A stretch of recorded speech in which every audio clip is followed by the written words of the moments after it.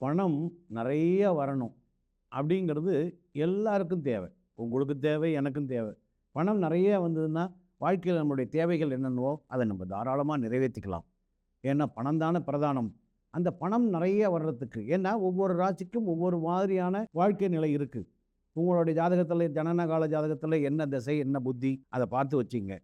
பணம் நிறைய வரணும் அப்படின்னு நீங்க நினைச்சீங்க அப்படின்னா, சென்னையில உங்களுக்கு பார்த்தீங்கன்னாக்கா, குபேரன் கோயில். குபேரன் தான் பணத்துக்கு அதிபதி. அதாவது லட்சுமி குபேரன் பேரு. அங்க போயிட்டு ஒரு வெள்ளிக்கிழமையில நீங்க அவர தரிசனம் பண்ணிட்டு, அங்க ஒரு பச்சை கலர் குபேரர் வாங்கி, பச்சை துணி குடுப்பாங்க. அத வாங்கிட்டு வந்து உங்களுடைய பூஜை அறையில வச்சுட்டு, ஒரு ரூ. 10 நோட்டு ஒரு 10 எடுங்க வெள்ளிக்கிழமை அன்னைக்கு. அத வந்து வணங்கிட்டு, அத கொண்டுட்டு போய் யாரும் கஷ்டப்படுறவங்களுக்கு கொண்டு போய் குடுங்க.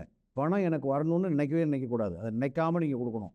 இப்படி ஒரு 5 வெள்ளிக்கிழமை எனக்கு பணம் வரணும்னு நினைக்காம, நீங்க தர்மம் அப்படிங்கிற ஒரு எண்ணத்தோட நீங்க குடுத்துக்கிட்டே வந்தீங்கன்னா, பாருங்க ஒவ்வொரு வாரமும் உங்களுக்கு பண வரவு அதிகமாகிட்டே இருக்கும். இந்த 5வது வாரம் நீங்க முடிக்கிற நேரத்தில பார்த்தீங்கன்னா, உங்க பையிலயோ, உங்க பீரோவிலயோ பணம் நெறைய இருக்கும். அந்த குபேர லட்சுமியினுடைய அந்த ஆசீர்வாதத்தில 5 வாரங்கள் இதை கவனமா நீங்க செஞ்சீங்க அப்படின்னா, பணம் வரணும்னு நினைக்கவே கூடாது.